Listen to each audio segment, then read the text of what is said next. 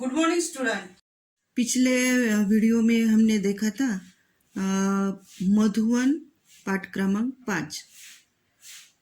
तो उसमें हमने शुरुआत की थी और उस शुरुआत के 1-2 पैराग्राफ में हमने देखा था कि लेखक अनुराग वर्मा जी डॉक्टर राम कुमार वर्मा के घर पहुंचते गए, लेकिन अब वहां जाने के बाद अभी उनकी बातचीत शुरू होने वाली है।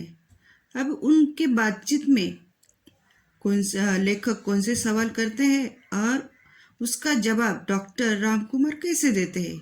तो चले देखते हम पाठ क्रमांक 5 मधुवन का पैराग्राफ नंबर 4।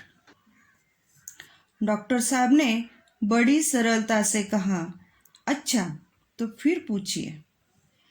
अभी ये जो लेखक है अनुराग वर्मा अभी डॉक्टर को प्रश्न क्या पूछते हैं अब देखेंगे। डॉक्टर साहब, काव्य रचना की प्रेरणा आपको कहाँ से और कैसे प्राप्त हुई? इस संदर्भ में कोई ऐसा प्रसंग बताने का कष्ट करे जिसने आपके जीवन के अंतरंग पहलुओं को महत्वपूर्ण मोड़ दिया हो। तब ये लेखक पूछते डॉक्टर को कि डॉक्टर साहब ऐसा बताओ कि ये जो तुम काव्य रचना कर रहे, तो ये काव्य रचना करने की प्रेरणा आपको कहाँ से और कैसे प्राप्त हुई, और ऐसे कोई प्रसंग होंगे आपके जीवन में कि उसके अंतरंग से अंतरंग पहलुओं को उसने महत्वपूर्ण मोड़ दिया हो। ऐसा कोई बताने का तुम कष्ट करो बोलो तो ऐसा कुछ तुम्हारे मन में जो है वो बोलना शुरू करो। तो क्या उत्तर देते हैं? पहले तो मेरे जीवन में समाज की अंधव्यवस्था के प्रति विद्रोह अपने आप ही उदित हुआ। तो डॉक्टर बोल रहे हैं कि ये जो समाज में जो अंधव्यवस्था है उसका जो विद्रोह है अपने आप ही उदित हुआ है। विद्रोह बोलो तो विरोध। तो ये जो है मेरे अंदर उसका विरोध करने का पहला तभी मेरे जीवन में शुरू हुआ।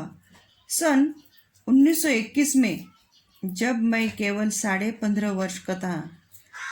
डॉक्टर बोल रहे 1921 में जब वे 15.5 साल के थे, तब गांधी जी के असहयोग आंदोलन में पारिवारिक एवं सामाजिक व्यवस्थाओं से संघर्ष करते हुए मैंने भाग लिया था। तो डॉक्टर बोल रहे जब गांधी जी का असहयोग आंदोलन शुरू हुआ था और उसमें उन्होंने भाग लिया था, उस समय स्कूल छोड़ने की बात तो सोची भी नहीं जा सकती थी।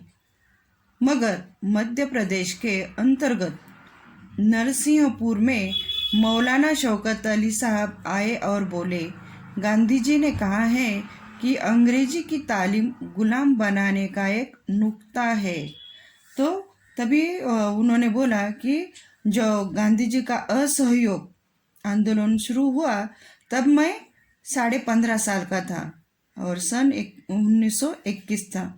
तब स्कूल छोड़ने का असहयोग बोलो तो सहयोग नहीं करने का, मदद नहीं करने का, ये जो अंग्रेज है उनको मदद नहीं करने का। तो बोलते हैं स्कूल छोड़ने का तो सवाल ही नहीं था, हम स्कूल नहीं छोड़ सकते थे। मगर क्या हुआ था, तो मध्य प्रदेश के जो नरसिंहपुर के जो मौलाना शौकत अली साहब थे, तो उनका उन्होंने भाषण सुना था। वो आए और क्या बोले, तो गांधी जी ने कहा है कि अंग्रेजी की तालीम गुलाम बनाने का नुक्ता है, कि ये जो अंग्रेज हमें सिखा रहे हैं, तालीम दे रहे, तो किसकी तालीम है? गुलाम बनाने की।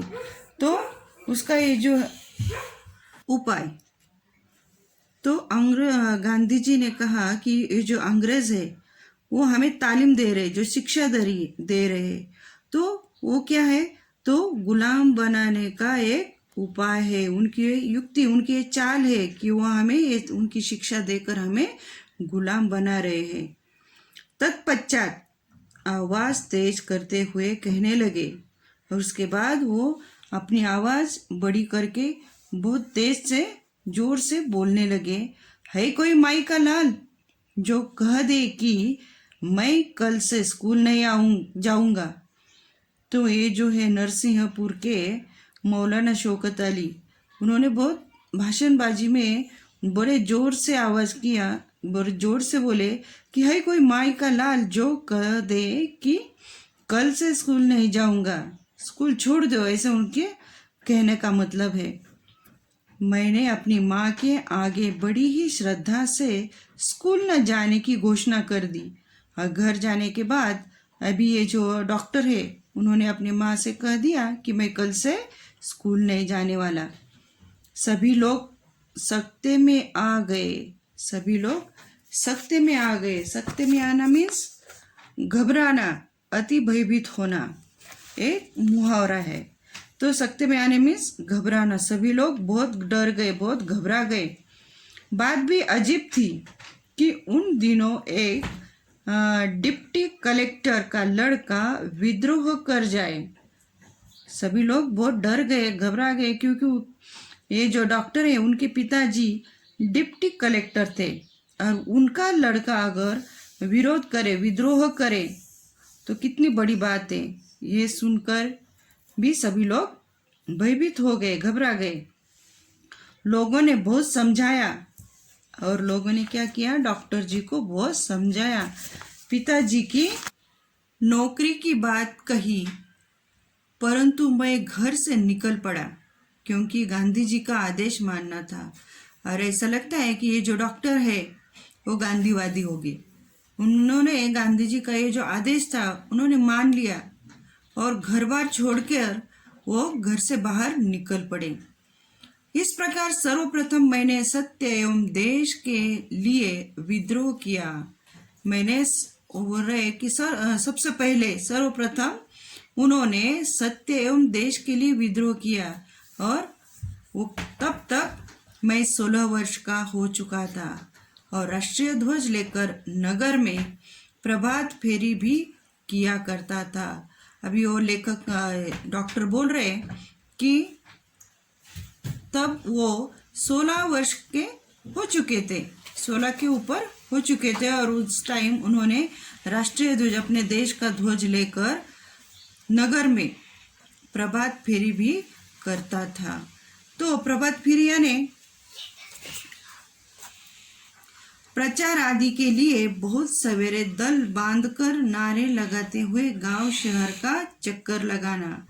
तो सुबह सुबह क्या करने का, दल बांधकर सभी नारे लगाते हुए जो गांव है, जो शहर है, उधर सब तरफ चक्कर लगाना यानी प्रभात फेरी निकालना।